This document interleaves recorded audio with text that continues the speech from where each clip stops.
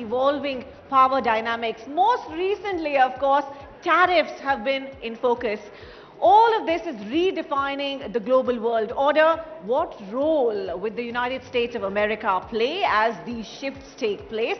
And how will the India-US relationship actually evolve? To offer a very, very informed and unique perspective, I am thrilled to welcome to the stage Kurt Volke, former US Special Representative for Ukraine negotiations and a seasoned diplomat joining us today. Please join us on the stage, Ambassador Volke, and I'd also like to request Dr. Shashi Tharoor to please join us as well.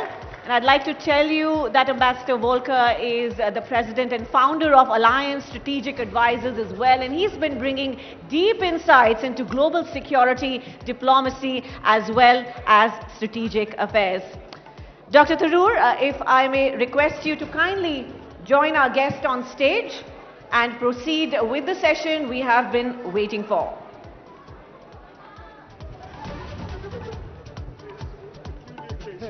Can we have a round of applause, please, to two very articulate men, and we look forward to this session. Over to you, sir. I was just telling the organizers, this must be the most peculiar case of programming ever done, with Ambassador Volke and I coming right in between two music sessions. But however, let's turn to the music of the world. Please be comfortable. Okay. And, these chairs are far too low for anyone's good. Anyway, great to see you all, and we're here with Ambassador Volke, who will begin with a few general remarks, I understand, which you're welcome to deliver from the podium or right here if you wish. I can stand up and, sure, and deliver them from here, but thank you so much. And I think it is a little bit poetic, though, as you say, that that was just such a wonderful performance, absolutely stunning. And I think the only thing between you and the cocktail hour is us. That's right. So yet again, geopolitics is going to bring you down. I do want to thank the organizers. I want to thank ABP because this has really been a phenomenal experience, a phenomenal day. I have learned so much being here and listening to some of these speakers today. And I also have to say it is great to be in an environment where there is such positive energy. It really is inspiring, and it really gives you a lot of hope for the future. We're talking about new frontiers. And that's the theme of here, and I really do think we're on a new frontier in geopolitics. I think there are two things happening that pull in different directions. One of them is technology is changing geopolitics incredibly quickly. It is leveling the playing field. It is spreading economic wealth and opportunity. It is diminishing the impact of the big high-tech weapon systems for smaller ones, and it is creating a generation of people who are not tied to the legacies of the past in the way that previous generations were. It is a generation of people through technology are accessing the world and looking forward. So it is a very interesting transformation. But at the same time that that's happening, you have people throughout the world who are feeling dislocated by this technology, by this change, by how societies are changing. And those people feeling dislocated are often trying to react against it. And they're emphasizing national differences, religious differences, cultural differences, historical differences, grievances of all kinds. And that is creating the potential for conflict. And then third, you have, again, some great powers that are seizing on these opportunities of disaffected populations in order to try to extend their power. And we see this, for example, in the case of China, or in the case of Iran, or in the case of Russia. So it is creating a lot of turmoil in geopolitics right now. I thought I would quickly answer three questions, and we'll talk about this with Dr. Tharoor in greater depth. But first off, what's happening with Trump and in the United States? And here, I think it is truly a case of that feeling of disenfranchisement, which Donald Trump has capitalized on to try to bring a sense of order back to the American people who are feeling dislocated. In 2017, when he was taking office as president for the first time, it was after 2 terms of Barack Obama and 2 terms of George W. Bush, and the people of the country were feeling that we were overextended, we were doing too much, and Trump wanted to bring it back and focus on America first. So America first in 2017 meant pulling back. In 2025, as he takes office, it's after 1 term of President Biden when we've seen wars break out in Europe, wars in the Middle East, globalization continuing apace, people feeling disenfranchised, people feeling afraid, and the perception of declining American power, declining or increasing weakness of the United States contributing to this. And particularly the collapse of Afghanistan, I think, cemented that image in people's minds. So in 2025, as President Trump comes to office, he's looking at America first as meaning rebuilding American strength. And in contrast to what looked like isolationism 8 years ago, you now see a very, very assertive foreign policy from President Trump now, talking about things like acquiring Greenland, taking over the Panama Canal, acting swiftly to try to bring an end to the war in Ukraine, an end to the wars in the Middle East, and wanting to refocus America on China, using tariffs very aggressively to try to rebalance global trade. It is a very assertive foreign policy. The second thing is that he is leading what I would call a cultural counter-revolution in the United States. There's a perception that the trends of progressivism and wokeism went too far, and they alienated a majority of the people. A smaller minority was happy, but a majority unhappy, and Trump is taking advantage of that for political reasons, but is then also working to try to change that cultural trend in society. And then finally, he is trying to go after what he believes to be an inherently biased deep state, biased against the majority of these disenfranchised people in the country in favor of a more liberal agenda. And so he is aggressively attacking the federal institutions to reduce the size, reduce the budget, reduce any political bias, and reorient them. This is causing tremendous anxiety and upheaval in the U.S. and the world. And that is how he is going about things now. I'm going to pause there so that we get into a conversation. But I do want to talk more about what's happening with the war of Russia against Ukraine, and then also a bit about what all of this means for India. So, Dr. Tharoor. Thank you so much, Ambassador Volke. I really appreciate that. And I think the question that's uppermost in all of our minds has really been the unpredictability of President Trump. You mentioned a few examples already. His dramatic announcement that he wanted to take over Greenland, that he wanted to retake over the Panama Canal, which half a century ago had been given to the Panamanians, that he wanted Canada to become the 51st state. And he was even greeting the Prime Minister of Canada as a governor of the 51st state. He wants to redevelop Gaza into some sort of Middle Eastern Riviera. He has pulled the U.S. out of the Paris Climate Accord, out of WHO, out of the UN Human Rights Council, he's wound up USAID rather than, I mean, there's all sorts of things happening. And I think the first question is there a method to all this madness? You must say you gave a fairly rational account of the logic behind some of his approaches, but it strikes many of us that there's a sort of almost coruscating series of amazing statements and initiatives which don't necessarily do much except throw the entire world off kilter and off balance. Yeah. Well, as you said, I think for Donald Trump, unpredictability is a deliberate tactic. Mm-hmm. He wants to create uncertainty because then that makes people react to him. Yep. He also likes to be provocative. He likes to say shocking things in order to get people to react to that. Like you mentioned, turning Gaza into a beautiful Mediterranean resort. very shocking for everybody in the world. Especially Palestinians Especially whose homes would yes, suddenly disappear. who may or may not get to live there. And I think the reason he did that is because he wanted to highlight a two-state solution is not going to happen. A one-state solution is not going to happen, and nobody is coming up with any other ideas. It's just conflict. So he put out, I'll give you an idea, I'll take it over, and I'll build a resort. And then that is now prompting others to try to think, well, what is a realistic alternative to those two scenarios that we've had for so long and that are not working? So that's one side of things, unpredictability and provocation. But the other thing, and I think a guiding principle for Trump, if you could call it a principle, is his perception that the U.S. has been doing too much in the world and therefore being taken advantage of. It's not being treated fairly.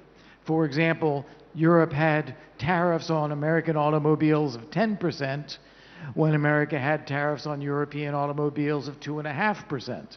And so he is determined to institute reciprocity, make it a level playing field, because he thinks that we've been treated unfairly. Currently, you know, just... But even the attitude that allies are freeloaders when it comes to defense. Exactly. I mean, that's a pretty serious...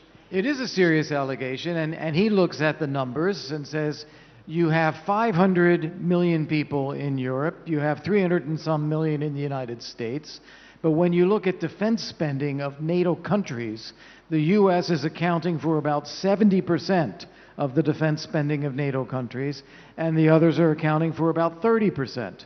So we are doing more than our share. That's his perception. And he doesn't view the value that allies provide, even just by territory stability, market economies. He views it as we're paying and they're benefiting. So he's trying to rewrite this. So that's consistent, because he made that point in his first term as well. But what seems different about the second term is that he appears to have dispensed with the conventional assumptions of the post-World War II liberal international order.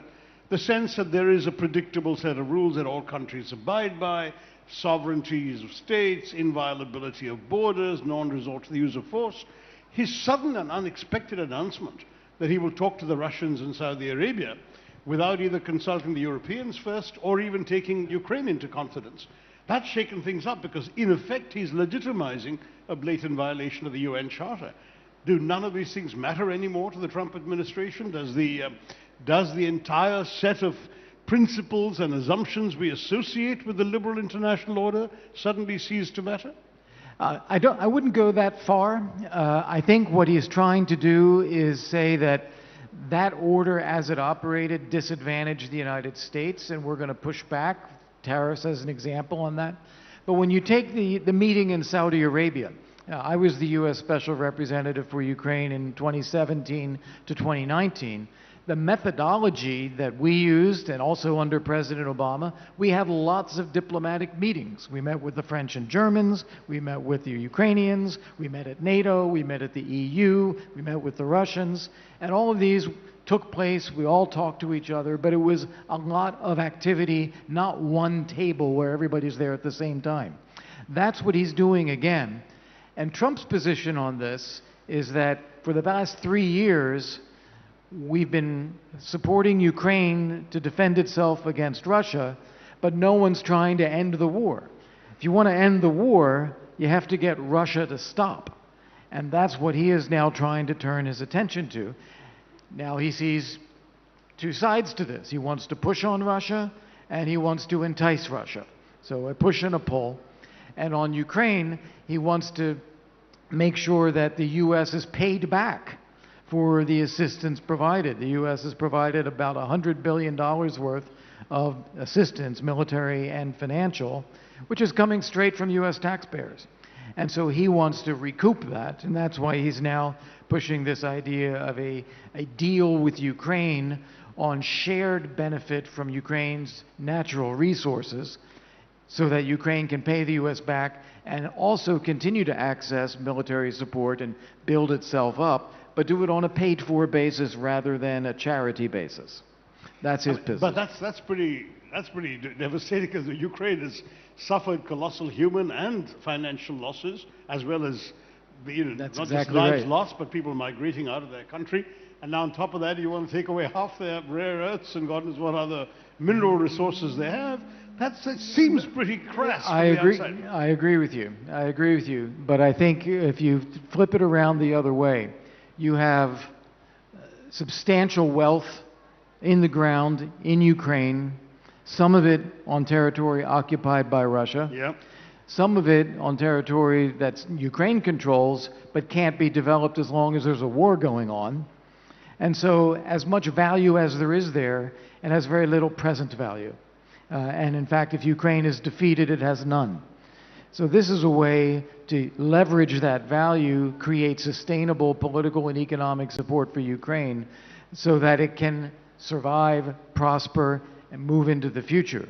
That's the way Trump is thinking about this. And a characteristic of him, we mentioned that he thinks of U.S. being treated unfairly. Another characteristic is he is always transactional. He wants to know what the deal is. What's in it for me? What's in it for me? But I'm going to push back a little further on this because he's also been pretty unkind about the Ukrainian president, Zelensky.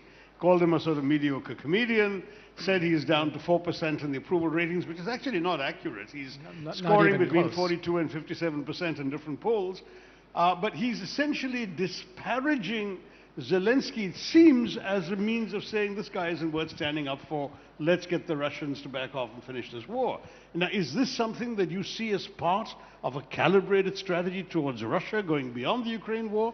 What are the implications if Ukraine ends up losing territory that was seized in military conquest? I think for Trump it's a tactic and it's also an emotional response. From the tactical side, he's trying to make sure that Zelensky is prepared to end the war now, even though he doesn't get all his territory back now. Zelensky's talked about this, saying we'll try to get it back by other means, we're not going to get it militarily. Trump is putting pressure on Putin to end the war, but he's got to make sure that Zelensky is ready to do that too. So he views that as pressure. Second, because he's doing this, he has put so much emphasis on ending the war, Zelensky has pushed back quite understandably on some of the things that President Trump has said or done. And this is something to which Trump has responded emotionally, saying, basically feeling you're getting in the way of my effort to end the war. So every time someone criticizes Donald Trump, his tactic is to double down and criticize even more. You know, the thing is, though, that at the UN we always used to have this belief that there is such a thing as ripeness for war, the two sides being prepared to make peace. Now, for the longest time, we had the impression that both sides kept feeling they could gain on the battlefield. For the first time, there seems to be an environment where both sides might be willing to talk. By essentially giving away to the Russians what they could have won on the negotiating table, isn't America putting Ukraine in an impossible position? I ask you as somebody who knows both countries intimately well, and I'm holding no brief for anyone here. I'm just curious as an outside observer when Secretary of Defense Hegseth just says, well, Ukrainians can't hold on to the territory, end of that. You know, isn't that a negotiating point? Isn't that something that you want to actually come out of the process rather than give it away before you even sat down? Well, on that particular point, no. Because you don't want to be discussing Ukraine's NATO membership with Russia. It's none of their business. Okay. So it's something for Ukraine and NATO to figure out at some point, not part of a negotiation. That's why I didn't react negatively to Hegseth's comment. However, the media and others, and I was in Europe most of last week, they reacted it as taking it off the table, meaning they'll never have NATO. And then Vice President Vance had to come out later and correct that and say, no, that's not what we're saying. All options are on the table. So it's confused messages in the first few weeks of the administration. And frankly, you only have one decision maker, which is Donald Trump. He's the one who is calling the shots. And Trump is in a hurry. Trump wants to get this stopped, a ceasefire in place as quickly as possible. And I think his framework is not fleshed out, no more detail than this. It is have a ceasefire, deter future Russian attacks, and get the Europeans to pick up most of the burden. The burden of the reconstruction. The burden of preventing future attacks, deterrence. So a defense force from the Europeans. Yeah, a defense force, security assurances. It doesn't mean the U.S. would not participate, particularly if it's over the horizon or if it's enabling support, intelligence, reconnaissance, and so on. But no troops on the ground. No troops on the ground, and wanting the Europeans to do most of this.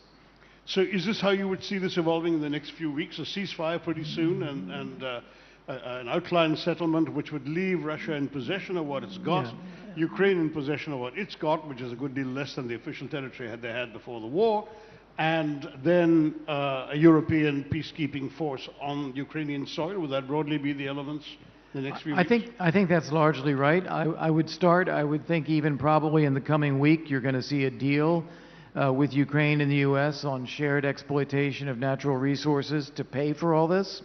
I then think you will see a ceasefire fairly quickly because now the U.S. will have a vested interest in protecting this and making sure that the war is over and allowing the economic redevelopment to begin. It'll be pressure on the Europeans to put in a deterrent force and to help strengthen Ukraine, training, equipping, financing, military forces. And then I think you're going to see a rapid push on economic redevelopment rather than warfare. Now, one thing I have to say, and it's very important in this audience too, Russia, and Vladimir Putin in particular, has never abandoned the notion that Russia is an empire with the right to take over and rule over other people. British gave this up, French gave this up, Americans gave this up. The Russians have never given that up. So Vladimir Putin has attacked Georgia, attacked Ukraine, occupies part of Moldova, and is not done. So what is very important here is that we make this pivot successfully from a ceasefire to deterring further aggression. We can't allow that to happen. And we have to know that he will intend further aggression. He will use the ceasefire to rearm, rebuild, plan further aggression, and we have to use that time better than he does. And is it your assumption that the Europeans will go along with such an approach? There isn't a constituency in Europe to continue the fight without American support and help the Ukrainians keep fighting the Russians? It's very interesting. So in the days after the Munich Security Conference last week, French President Macron convened 2 summits of European leaders, one of more Northern and West Europe, one of Central and Eastern Europe, for the very purpose of trying to flesh out what is it that we Europeans can do with or without the United States so that we are able to play that role. In my mind, it's a shame that they're doing it for the wrong reasons. They're being provoked by Donald Trump of perhaps being abandoned, but they're doing the right thing for the wrong reasons if they can finally get it done. Next week, you're going to have the British Prime Minister, Keir Starmer, and French President Macron in Washington, D.C. And I think this will be the first serious conversations with them about Europe's capability and willingness to take this on and what is required in terms of support from the United States. Okay, well, we've covered a lot of ground there, but we don't have a lot of time, and I'd like to move you all the way over to our continent here. China. In the first term, Trump was pretty belligerent about China. There was even a trade war that the U.S. led against China. There seems to be a very different kind of atmosphere towards China now, with Mr. Musk's voice being pretty prominent in the administration. There seems to be a willingness to consider a trade deal with China, maybe more than a trade deal. And we in India are watching this with some curiosity as well as some concern, because we haven't had the best of years, the best of experiences with China in the last few years. How do you read the Trump administration's attitude to China in the foreseeable future? Yeah, well, first off, I would remind everyone here that when Trump took office in 2017, the prevailing wisdom in Washington, D.C. was that China can become a responsible stakeholder in a global economy. That assumption was way out of date. We had seen for years that China has an assertive or aggressive mentality with respect to the global liberal order, with respect to trade, with respect to its neighborhood. And so Trump changed that and really built a bipartisan consensus in Washington that we have to prepare for a situation where China is a rival, a competitor, and potentially an adversary. And so he did that. We are in that situation now, including after the term of President Biden, where Biden did not change that policy. And I think Trump is looking to see where we can avoid conflict with China, but it doesn't change the understanding that this is the kind of China we're dealing with. The contrast is with India. So you look at China as a rising power, economically, politically, militarily, technologically, but one that is a direct adversary of the United States. You look at India, which is a rising power, economically, politically, technologically, but is a friendly country, one that we feel that we share a certain set of values with, that is a democracy, that has the opportunity of being a very strong partner with the United States. President Trump also personally likes Prime Minister Modi.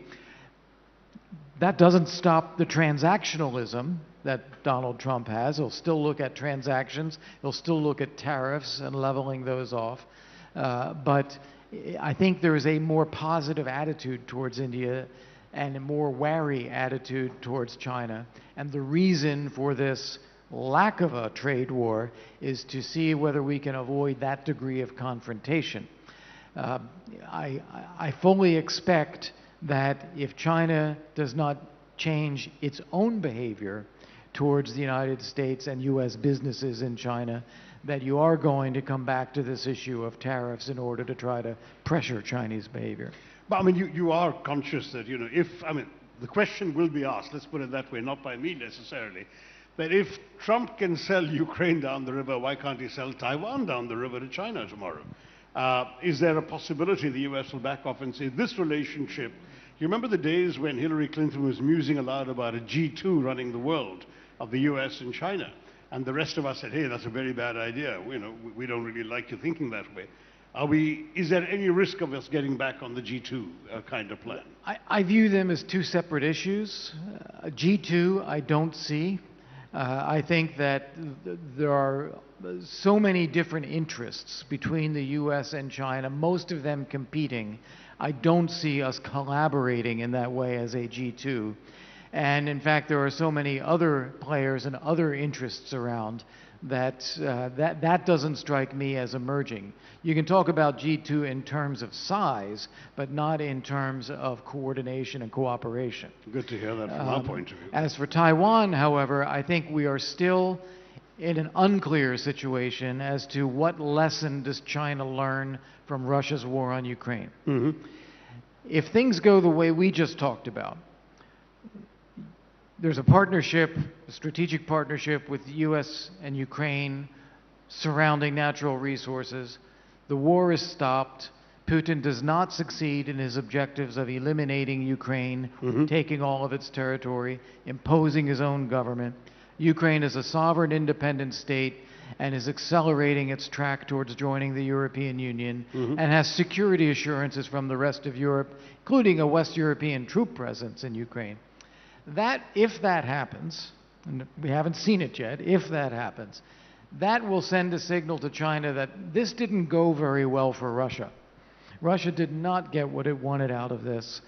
And so what did we learn? Russia's aggression weakened Russia, failed to achieve its objectives, unified the West, and cemented Ukraine's status. That is not what they want to do with Taiwan and with the West there. So it would send a salutary message to China.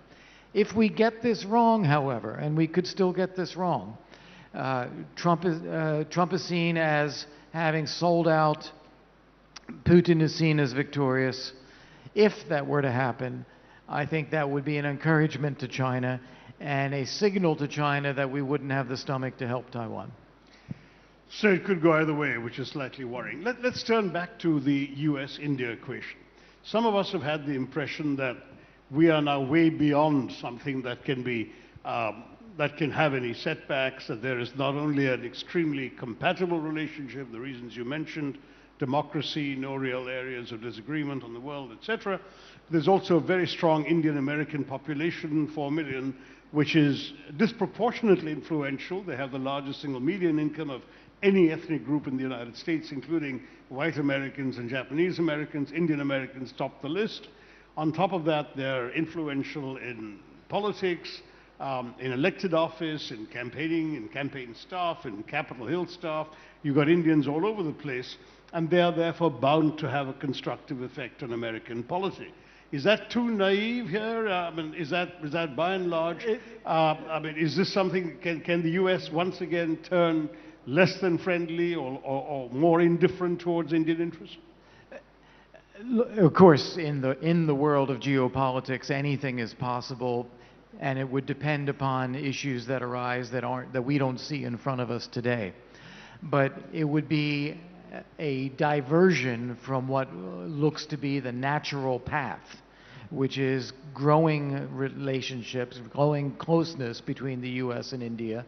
And I would add to the list that you gave the CEOs of many Fortune major 500 companies are Indian American, very well known and very well respected. Think about the political parties. You have Kamala Harris, Tamil American on the Democratic side. You have Vivek Ramaswamy, one of Trump's favorites on the Trumpist side. And on the traditional Republicans, you have Nikki Haley. That's right. So you're covered. So that's one of precisely that list would make me feel very encouraged. And amongst the Trump administration appointees, you now have the new Surgeon General, you have the head of the National Institutes of Health, you have the head of the FBI, Exactly. you have a Hindu American, though not an Indian American, as the Director of National Intelligence. You have the former co-chair of the India Caucus as your National Security Advisor. There's a tremendous Indian voice, influence, consciousness possible in the highest echelons of the Trump administration. There is, and I would just caution, you're right, but I would caution, no one should assume that all Indians think alike. Of course they don't. We don't here in this country, so why should we in America, right? But, I mean, we're running out of time. There's one question everyone is very curious about. You served in the first Trump administration from 2017 to 19. Did you have many opportunities to to be in the same room as Mr. Trump? What was that like? Is he hands-on? Is he abstracted? Is he, what's he like to work with? So I had 4 different occasions when I was engaging with President Trump. He is always multitasking. He is always highly energetic. I've never seen him not fully on. He is always in project mode. He knows the answer already, and he is telling people what it is. And it's very, very hard to bring up new information, to argue a different point. But it's essential that if you want to make a different point, you stand your ground and argue. If you don't do that, he dismisses you completely. If you argue, he may shout you down or argue down, but you're getting your point across. And in a few different instances, I think we managed to move policy with his support based on making a strong argument. The example that comes to my mind is giving Ukraine anti-tank systems in 2017. You may remember that President Obama, together with Chancellor Merkel of Germany, had an arms embargo on Ukraine, wouldn't give them any weapons. And we believed it was essential, given that Russia had all the weapons, that we give them defensive weapons in case Russia attacks again, which of course they did. And President Trump's question was not, are they lethal or not lethal? His question was, are they going to pay us back? And we said, no, that's not the way foreign military assistance works. However, think of it as a starter kit.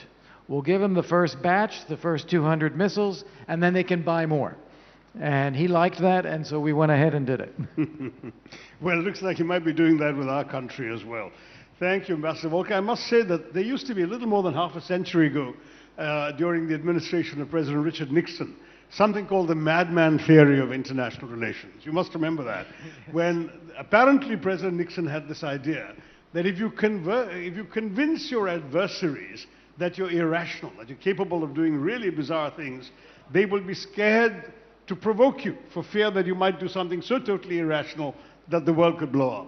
And as a result, apparently he was convinced that as long as he stayed slightly unpredictable, and he was, by comparison with President Trump, a very modest, straightforward, predictable guy, that he'd be all right. I'm just wondering whether we might actually be seeing the madman theory of international nations being played out in Washington, D.C. these days. I am quite sure that's what we're seeing. That's absolutely what it is. As we said at the opening, he uses unpredictability and uncertainty as a device to get people to react to him and to what he wants them to do. And I think that he has the ambition of settling issues and moving on. Wants to end the war in Ukraine, end the war in the Middle East, balance trade, focus on future competition with China, rebuild and strengthen the American economy. That's what he wants to do. And to do that, he is using all kinds of tools, including threats and unpredictability and insults, to shake everything up, to try to push it his way. Okay, I think since the witching hour is almost upon us, I can see shadows lurking. One last question. Yesterday or today, Senator Michael of Utah introduced a bill to withdraw the United States from the United Nations altogether, kick the UN out of New York, and shut down US participation. Is that to be taken seriously, or is this just something out of not left field but right field that we can ignore? Yeah, it depends how you mean take it seriously.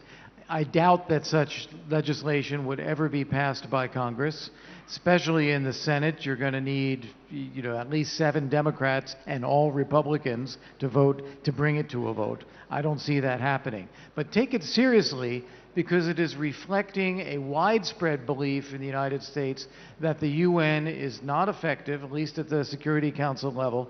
It's not effective and very, very expensive. So there is that frustration. So when I say take it seriously, we all ought to be thinking about how do we make the UN more effective and more efficient. Fair enough. All right. Well, Ambassador Kurt Volke, thank you very much. We've covered a lot of ground in half an hour. Thank you for your presence here. Wish you all the very best on your onward travel. Thank you so much. Thanks so much. Thank you very much, Dr. Tharoor, for conducting this session in a way only you can.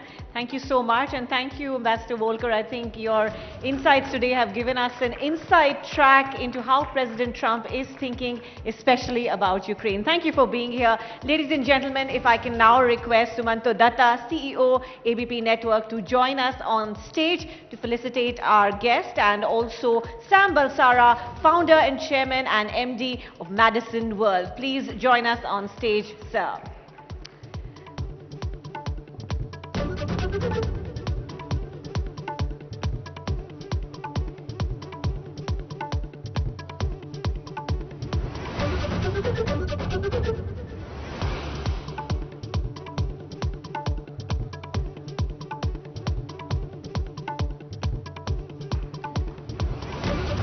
Yes, absolutely. Audience, time to give a huge round of applause to Ambassador Volker for being here with us on the Ideas of India platform. Thank you to our presenters, and once again, our thanks to Dr. Tharoor.